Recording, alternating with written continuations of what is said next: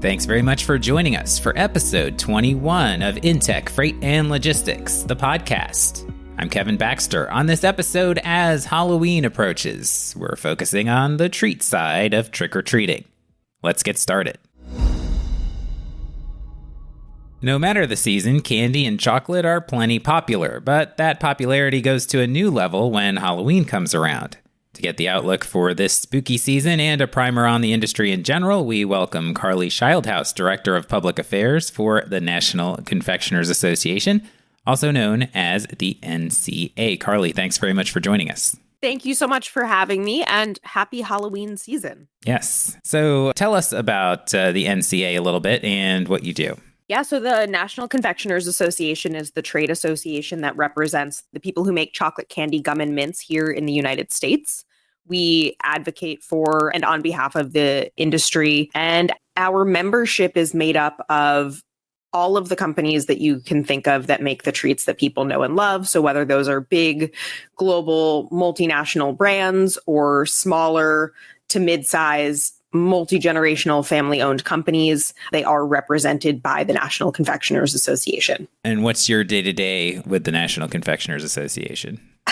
That's a great question. You know, it varies a lot. I'm the Director of Public Affairs and Communications, which means that we are, paying attention to everything that's happening in the industry and things that happen to the industry or issue sets that affect the industry.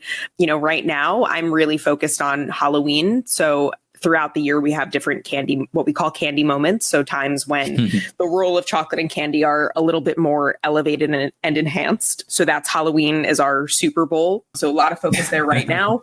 Looking ahead, we'll be focused on the winter holidays not too long from now, which is pretty hard to believe. And then in the new year, we will celebrate Valentine's Day, Easter. And then if you don't have it marked on your calendar, make sure you do. June is National Candy Month. So those are really big moments throughout the year. And then again, of course, working on the communications and advocacy operations for different issue sets and things that impact the industry. So National Candy Month gives people another excuse if they were kind of, on the fence. Why should I have candy on June 10th, for instance? And it's a great holiday season to celebrate, and we encourage people to extend their National Candy Month season all summer long. It's a perfect time to enjoy treats. But of course, we are in October, so it is time to talk about the Halloween season as well. Yes, so we're recording this a little less than 2 weeks away from Halloween, and every year the market's a little bit different. So what is it looking like in terms of participation and demand for candy and chocolate this Halloween season?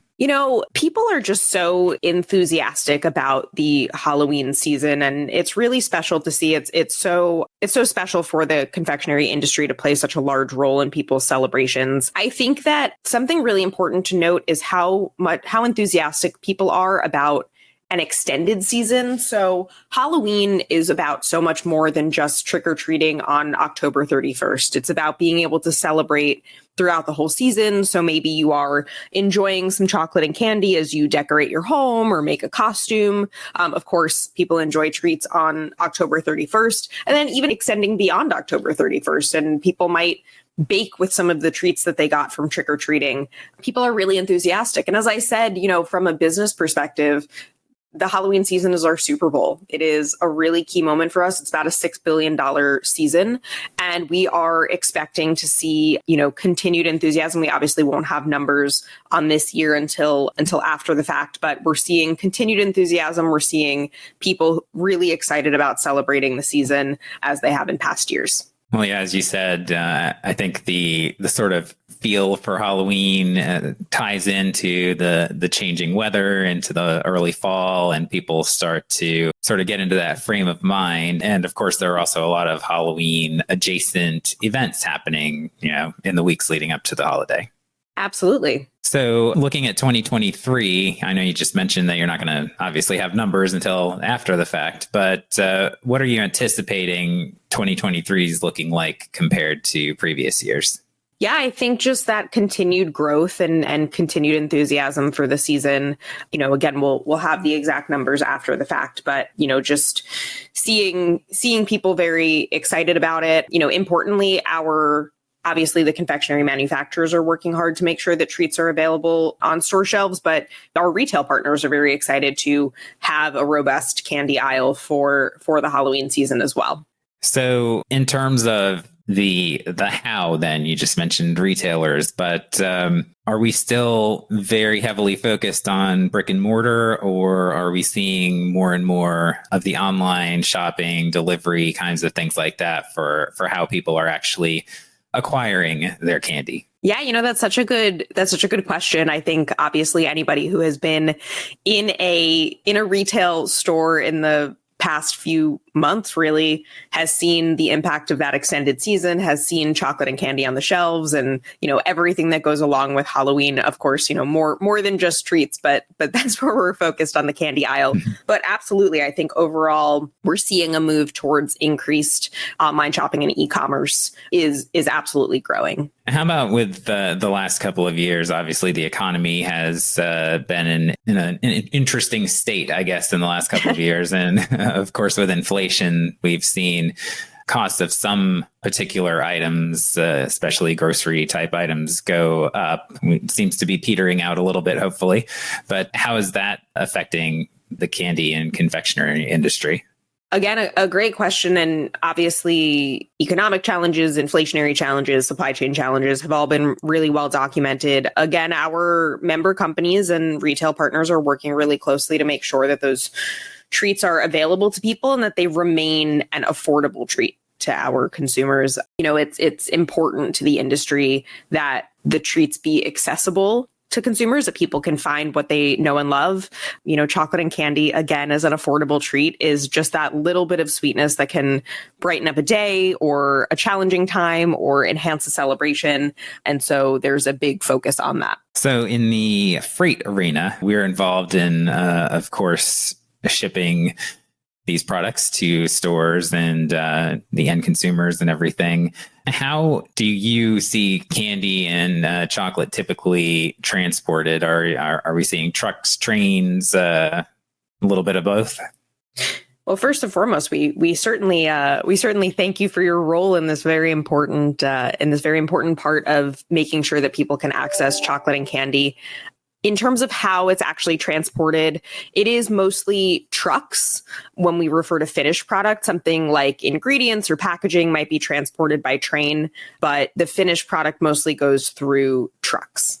And of course, there is some sort of weather dependency in terms of, I would think, how the items are transported. And of course, different products are a little bit different in terms of their tolerance for heat. So are a lot of these refrigerated in terms of how the transportation occurs?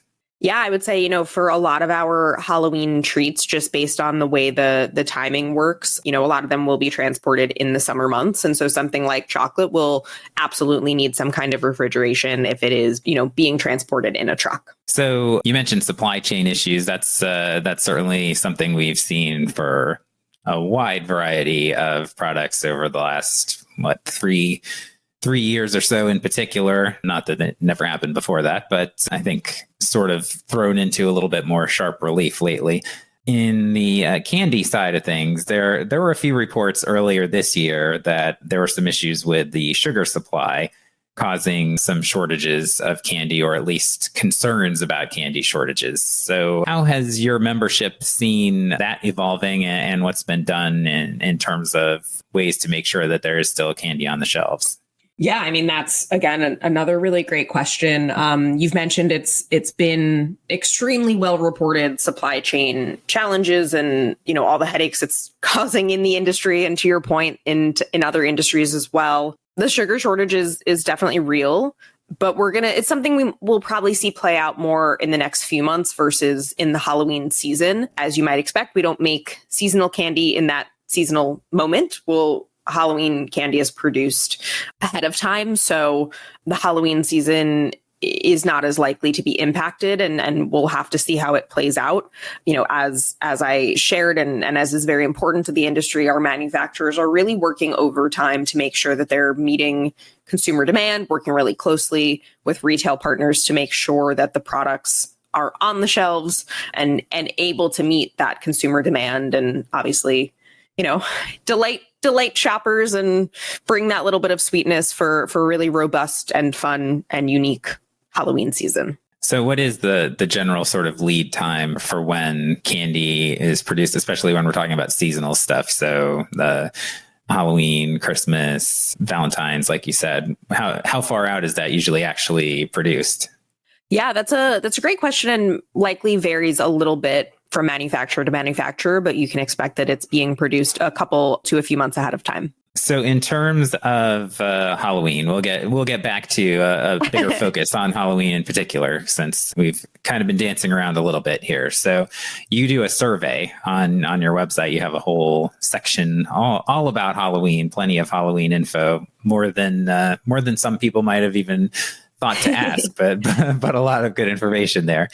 So one of the pieces of the survey is listing the top 3 candy treats of the year. So what is that top 3 looking like for 2023? I'm so glad you asked that, because you're right. We ask all of the questions that, again, maybe some other people don't think to ask. Mm-hmm. So for Halloween specifically, we found out the top treats for trick-or-treaters.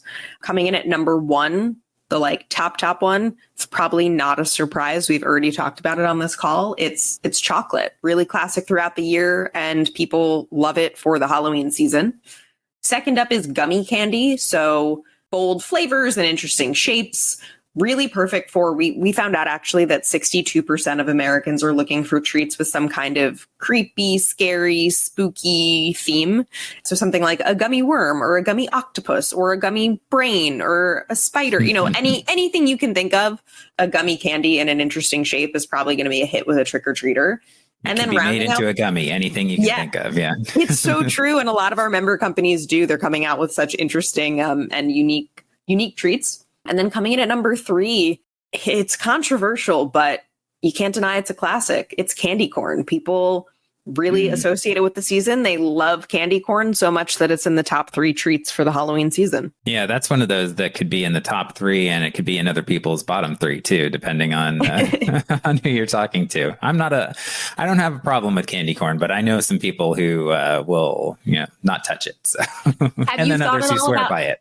Have you thought at all about the way that you eat candy corn? Like if you have a piece of candy corn, how you eat it? Because we did that research too. So I'd be curious to know how you eat it. I think I usually just pop the whole thing in my mouth at once. Yeah. That's more than half of Americans just go for it. They start with, they just have that whole piece at once. I am with the 31% of Americans who start from that narrow white end. So I eat it one piece at a time, color by color, starting with the white end. And just 18% of people start with that wider yellow end. Interesting. Yeah. I wonder, there's got to be something that says about a personality, but that would probably take some deeper studies, I would think, right? Yeah, we'll work on that for next year, maybe. So another thing I noted on the survey, actually, so 98% of people plan to hand out candy and chocolate to trick-or-treaters. You would think that would be a pretty high percentage, but it made me wonder, do you have information on what the other 2% are planning to do? That's another great question. I mean, there are little, trinkets that people might hand out, something that's not a chocolate and candy product. Of course, I am biased, and I think that that chocolate and candy is just an absolutely perfect thing to hand out. It's so iconic to the season. But people get creative about what they're going to hand out, either instead of or in a lot of cases alongside chocolate and candy. I guess there could be some tricks involved in those 2% as well, right? Absolutely. Maybe that's what it is. The other 2% is giving out tricks for the season. So, for more questions on this, for a lot of the other information, I mean, there's, as we said, quite a bit there.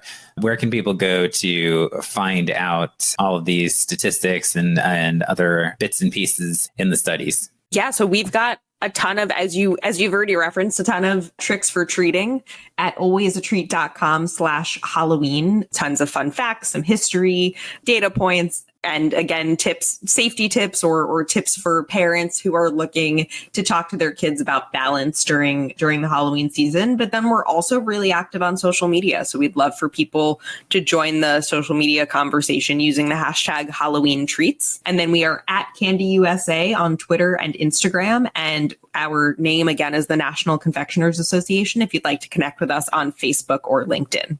You mentioned parents, so one more thing that kind of jumped out at me there. Any advice? I think we saw a few different methods that parents might use to get a hold of some of their kids' candy.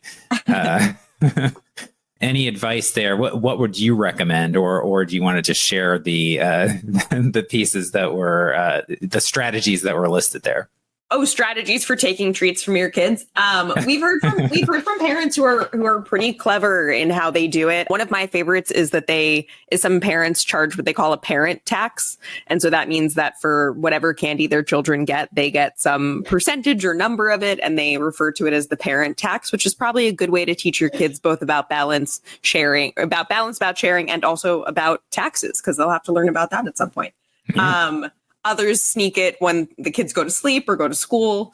However you do it is the right way for you and your family. And we'd love to hear if anyone has a creative, any parents out there have creative ways for sneaking those treats from their kids. Sounds good. Well, Carly, I hope the Halloween season goes well, and thanks very much for joining us. Thank you so much for having me, and I hope you have a great Halloween season. Thanks for joining us for InTek Freight and Logistics, the podcast. And thanks very much to Carly Schildhaus for taking the time to speak with us. Check out the links in the description to learn more about everything we discussed. Subscribe or follow now to ensure you get our latest episodes as soon as they're available, and you can help us out by rating and reviewing us wherever you listen. If you have questions, email us at podcast@intechlogistics.com and visit intechfreight-logistics.com for more about what we do. I'm Kevin Baxter. Thanks again for joining us, and we'll talk to you next time.